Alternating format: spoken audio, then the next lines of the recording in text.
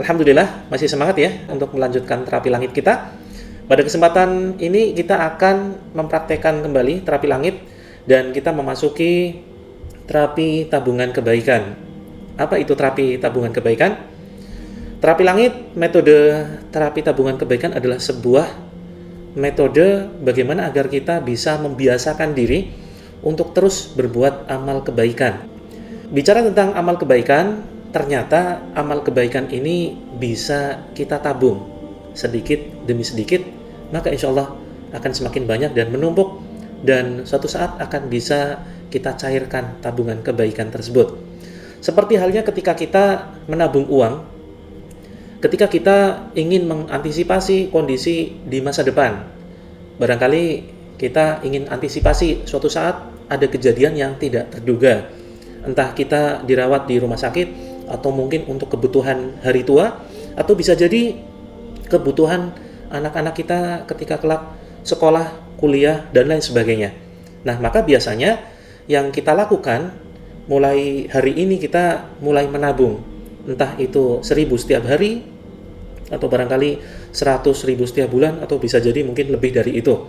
Semakin banyak kita menginvestasikan uang kita, menyisihkan sebagian dari rezeki kita untuk kita tabung, maka biasanya suatu ketika kita buka tabungan kita, maka jumlahnya akan semakin banyak, dan tabungan itulah yang akan kita gunakan untuk memenuhi kebutuhan kita yang bisa jadi tidak terduga. Nah, ternyata sama dengan amal kebaikan. Ternyata amal kebaikan ini juga bisa ditabung. Ya, benar sekali. Amal kebaikan bisa ditabung dan suatu saat ternyata bisa kita cairkan. Apa dalilnya? Dalilnya adalah sebuah hadis riwayat Imam Bukhari yang menceritakan tentang 3 orang yang terkurung di dalam gua. Mari kita simak kisahnya berikut ini. Suatu hari ada 3 orang dari orang-orang terdahulu berangkat bepergian. Suatu saat mereka terpaksa mampir bermalam di suatu gua. Kemudian mereka memasukinya. Tiba-tiba jatuhlah sebuah batu besar dari gunung lalu menutup gua tersebut, dan mereka terjebak di dalamnya. Mereka berkata bahwa tidak ada yang dapat menyelamatkan mereka dari batu besar yang menutupi gua kecuali jika mereka semua berdoa kepada Allah Ta'ala dengan menyebutkan amalan baik mereka. Kemudian salah seorang dari mereka berkata dan berdoa, "Ya Allah, dahulu aku mempunyai 2 orang tua yang sudah sepuh dan sudah lanjut usia, dan aku tidak pernah memberikan minum susu di malam hari kepada siapapun sebelum aku memberikan minum kepada kedua orang tuaku. Aku lebih mendahulukan kedua orang tuaku daripada keluargaku. Kemudian pada suatu hari aku mencari kayu di tempat yang jauh. Ketika aku pulang, ternyata mereka berdua telah terlelap tidur. Aku pun memerah susu dan aku dapati mereka sudah tertidur pulas. Aku pun menunggu kedua orang tuaku dengan gelas di tanganku karena aku khawatir kedua orang tuaku bangun di tengah malam, hingga pada akhirnya ternyata kedua orang tuaku pun bangun di pagi harinya, dan akhirnya ku minumkan segelas air susu tersebut kepada mereka sebelum kuberikan kepada keluargaku.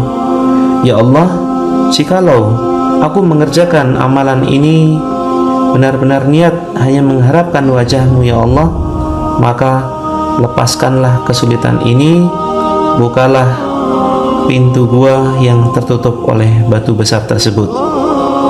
Ternyata batu besar tersebut tiba-tiba bergeser sedikit, tetapi mereka masih belum bisa keluar dari gua tersebut. Kemudian orang yang kedua melanjutkan berdoa kepada Allah, "Ya Allah, dahulu ada putri pamanku yang sangat aku cintai. Aku pun sangat menginginkannya. Namun ia menolak cintaku. Hingga berlalu beberapa tahun, ia mendatangiku dikarenakan ia sedang butuh biaya. Aku pun memberinya 120 dinar. Namun dengan sebuah syarat bahwa ia harus tidur denganku. Ia pun mau. Ketika saya ingin menyentuhnya, keluarlah dari lisannya, "Tidak halal bagimu membuka cincin kecuali dengan cara yang benar." maksudnya adalah menikah dahulu, bukan dengan cara berzina. Aku pun langsung kaget dan pergi meninggalkannya, serta meninggalkan 120 dinar untuknya, padahal dialah yang paling kucintai. Ya Allah, jika perbuatanku dahulu hanya karena mengharapkan wajah-Mu, maka lepaskanlah kesulitan yang sedang kami hadapi. Bukalah pintu gua, singkirkanlah batu besar yang menutup pintu gua tersebut. Setelah doa dipanjatkan oleh orang yang kedua, tiba-tiba batu besar yang menutup pintu gua bergeser sedikit, tetapi mereka masih belum bisa keluar dari gua tersebut. Kemudian dilanjutkan orang ketiga berdoa kepada Allah, Ya Allah, aku dahulu pernah mempekerjakan beberapa pegawai, kemudian aku memberikan gaji kepada mereka. Namun ada satu pegawai yang tertinggal yang tidak aku beri, karena ternyata ia pergi entah kemana. Pada akhirnya gaji yang seharusnya kubayarkan untuknya, kukembangkan menjadi harta berlimpah. Kubelikan hewan ternak, dan kemudian hewan ternak tersebut berkembang biak menjadi jumlah yang cukup banyak.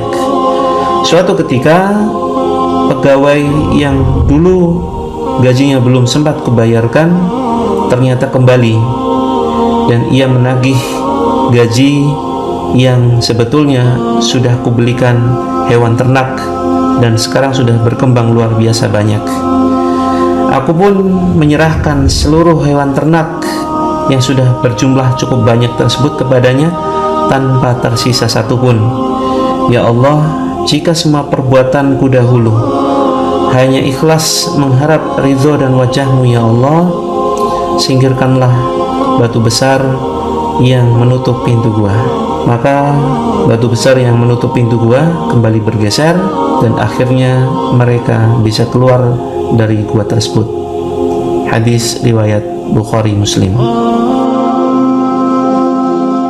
Setelah menyimak kisah tentang 3 orang yang terjebak di dalam gua, maka kita bisa mengambil sebuah kesimpulan bahwasanya sekali lagi kebaikan ini bisa ditabung.